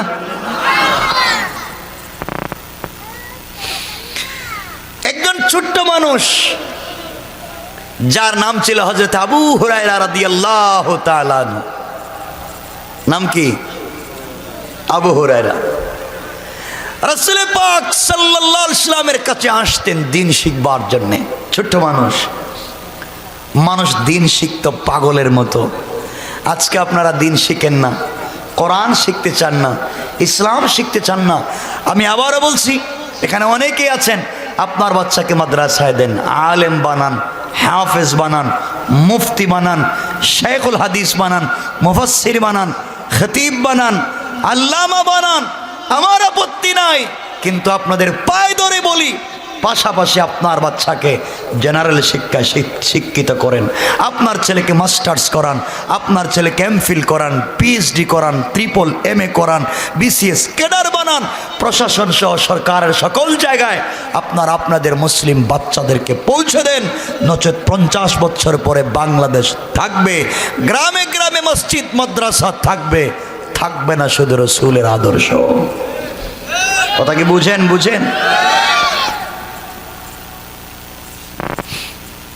আজকে এই যে যুবকেরা প্রোগ্রামে আসছে, কত জায়গায় যুবকেরা প্রোগ্রামে আসতে পারে না, তাফসীর শুনতে পারে না। এই সমাজে কিছু লোক আছে যারা যুবকদেরকে তাফসীর থেকে বিমুখ করে দিচ্ছে, বাধা দেওয়া হচ্ছে তাফসীরে, যুবকদেরকে প্রোগ্রামে যেতে দেওয়া হচ্ছে না। এই যুবকেরা তো প্রোগ্রামে এসে দিন শিখে, ওরা চুরি করে না, জিনা করে না, ফেন্সিডিল ইয়াবা ব্যবসা করে না। যারা যুবকদেরকে তাফসীর থেকে ফেরাইয়া দেয় এরা মানুষ নয়, এরা জানোয়ার।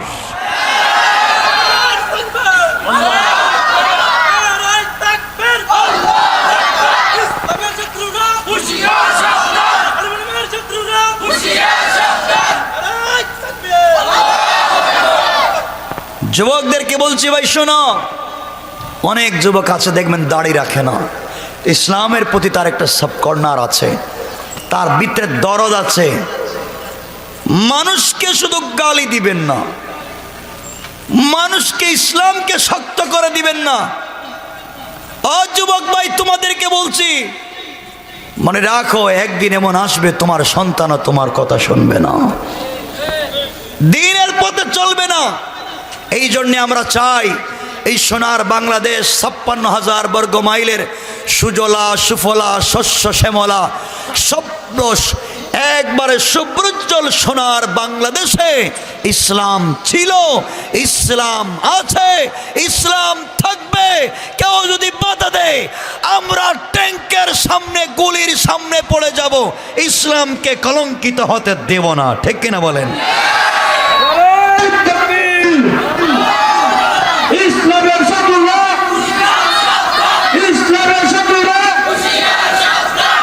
আমাদের শত্রুরা, নারায়ে তাকবীর, আল কোরআনের আলো, আল কোরআনের আলো, ইসলামের শত্রুরা, দিন ইসলামের শত্রুরা, নারায়ে তাকবীর। এই যে যুবক ভাইগুলো প্রোগ্রামে আসছে, কত জায়গা আছে এই যুবকগুলার মাইরা পিটাই আপনি গানে নিতে পারবেন না। কথা বললেন ঠিক না? গানে নিতে পারবেন না, কিন্তু আমরা করতেছি কি? আমার দিকে তাকান।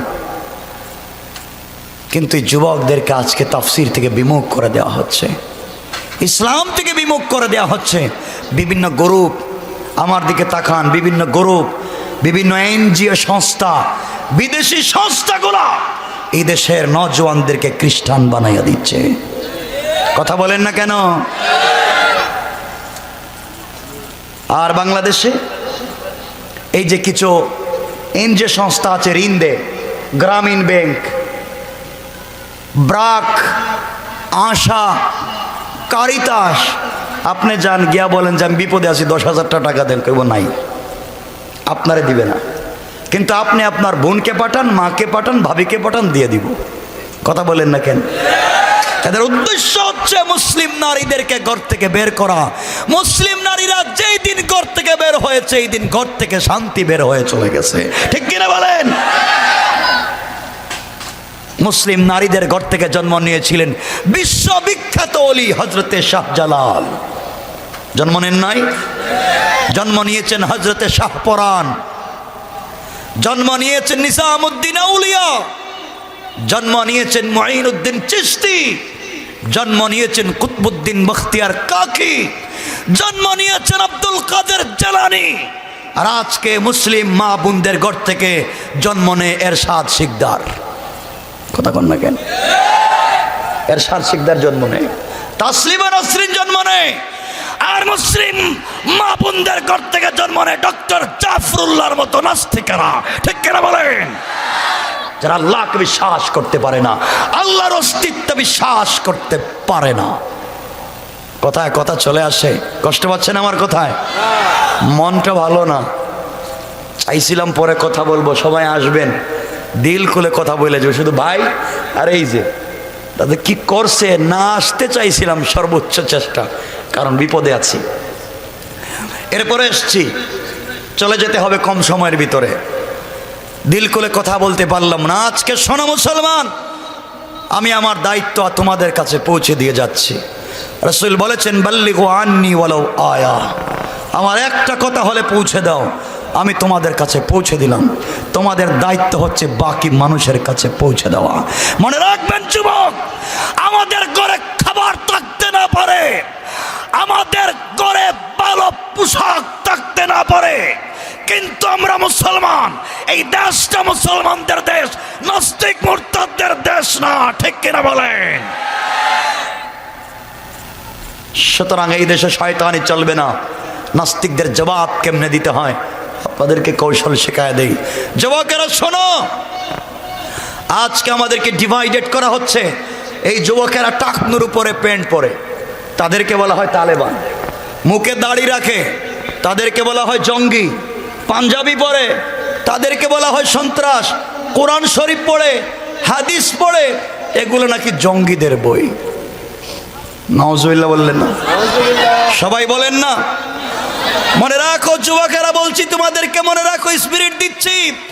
বাংলাদেশে ইসলাম ছিল, ইসলাম আছে। কোরআন আল্লাহর কিতাব, জমিন আল্লাহর, হুকুম চলবে আল্লাহর। যারা কোরআন সুন্নাহর বিরুদ্ধে, রাসূল মাদ্রাসা মসজিদের বিরুদ্ধে অবস্থান নেবে, এই দেশের যুবকেরা টান দিয়ে জিহ্বা কেটে ফেলবে, জিহ্বা কেটে ফেলবে। ইসলামের শত্রুরা, ইসলামের শত্রুরা, আল্লাহর শত্রুরা, নবীউল্লাহ সাবিউল্লাহ, আউলিয়া আউলিয়া। কথা শুনেন আমার, ওলামায়ে কেরামের কিছু কথা বলি। আজকালকার নাস্তিকেরা কোথায় আর আমরা কোথায়? শোনো যুবক, কথা চলে আসছে বলে দেই, না কষ্ট হচ্ছে? কিয়ামতের দিনে হিসাব নিকাশের পরে জান্নাতীরা যখন জান্নাতে পৌঁছে যাবে, জাহান্নামীরা যখন জাহান্নামে পৌঁছে যাবে, তখন কোটি কোটি ইমানদার জাহান্নামে যাবে। আল্লাহ বলবেন ফাওয়াইলুল লিল মুসাল্লিন, যা নামাজি, তোর নামাজ নিয়ে জাহান্নামে যা, তুই নামাজ পড়ে সুদ খাস। আছে না? এলাকায় দেখবেন ওনার কাছে দাড়ি রেখেছে, হাতে তাসবিহ আছে, এলাকার বড় মুরব্বী, কিন্তু সব থেকে বড় সুদের কারবারি। নিজেও সুদের কারবার করে, নিজের বউও করে। আছে না? এগুলো ভুল বলতেছি? এমন মুরব্বী নাই সুদের ব্যবসা করে? এটা মানুষ না, এটা কি জানোয়ার কইলো? তো জানোয়ার কি কোনোদিন সুদের ব্যবসা করছে? জানোয়ার কইলেই তো ভুল হইব। সোনা মুসলমান, আজকে যুবকদেরকে ডিভাইডেড করা হচ্ছে। এই যে ছোট ছোট বাচ্চা, এদেরকে আপনারা মসজিদে নিবেন, কিন্তু কিছু কিছু মসজিদে লেখা থাকে বাচ্চাদেরকে নিয়ে মসজিদে আসবেন না, ওরা চিল্লি করে, নামাজ পড়া যায় না, থাকে না? যেই মুসল্লি বলবে বাচ্চাদেরকে মসজিদ থেকে বের করেন, ঘাড় ধরে মুসল্লিকে মসজিদ থেকে বের করে দিবেন, ঠিক কিনা বলেন? বাচ্চাদের খেলার জায়গা হচ্ছে মসজিদ, বাচ্চাদের খেলার জায়গা হচ্ছে মসজিদ। বাচ্চারা সিনেমা হলে যাবে না, বাচ্চারা সিনেমা থিয়েটারে যাবে না, বাচ্চারা নাচ গানের আড্ডায় যাবে না। ছোট্ট ছোট্ট বাচ্চারা